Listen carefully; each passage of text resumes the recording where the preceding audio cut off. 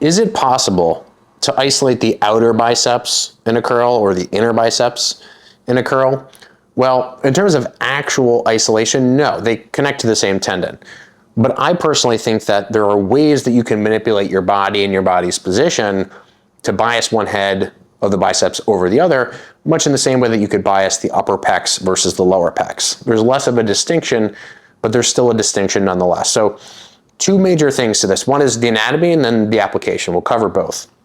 So this pink thing is going to represent either biceps, right? We got to know how do they stretch differently? How do they function differently? Well, the long head of the biceps, i.e. the outer biceps, runs in from the forearm right here, and it sneaks into the shoulder blade basically like this. So if you can all see this pink thing here, it basically runs right along the head of the upper arm and into the shoulder blade itself. So I pull out these bones here, okay, because it'll be a little easier to see. The long head, the outer head, basically runs from the outside and it attaches right here where my finger is, right under this big dome-shaped thing.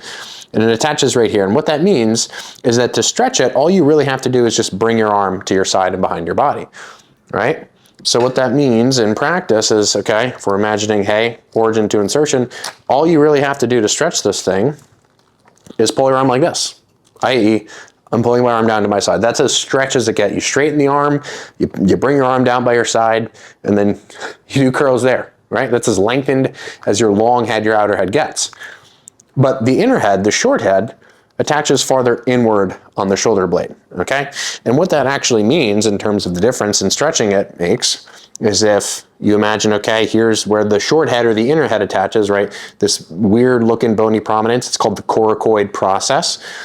What that means is that you would have to actually take the arm a little bit outward and backward, right? Because essentially what you're doing is you're taking the fibers of the short head and you're bringing them in line with the bone so that when you move it backward, there's a maximal stretch, a direct stretch on the short head. So what that looks like in practice is you taking your arm upward. So now pinky is in line with the bone and now you're bringing it backward. And now, interestingly, and I don't think this is coincidental, this is where the long head, the outer head, will actually start to shorten, right? Because we talked about the long head's position over here, how it's most stretched basically right here. Well, if we just bring the arm up in that direction, that's where it'll start to shorten at the shoulder. But again, if we think about the short head, we bring the arm out and away from the body, we do curls over here. This is basically as long as the short head can get. So in summary, the long head stretches maximally when the arm is here. Short head stretches maximally when the arm is over here. Right, so there are very subtle differences at the shoulder, but that extra little length, I believe, is what creates the bias. So what, in practice, can this look like? Well, if you want to do more inner head stuff, you're going to want to do curling variations where your arms are kind of out wide. So this could be like a dual cable curl, where your arms are sort of facing like this. You're basically just making a muscle. It could be with a single arm where you're turned away from the body. Hopefully you have some kind of support. So for example, you could do this on like a preacher curl machine where you face away from your arm. You could do it with a dumbbell or a cable in that same position.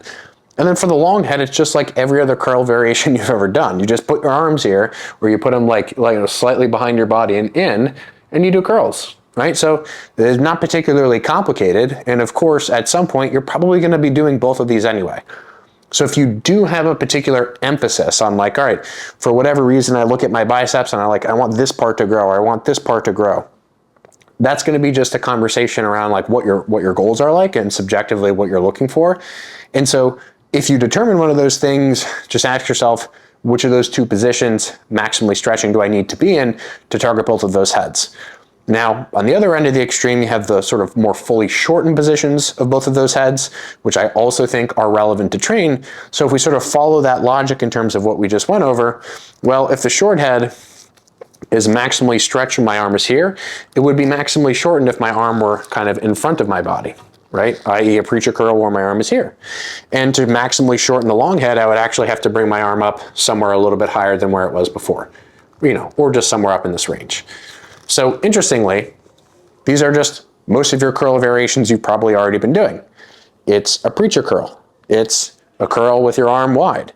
It's a high cable curl. It's a face away curl with your arms behind your back, dumbbells or cables. So just being able to identify which is more associated with which goal, I think is particularly relevant.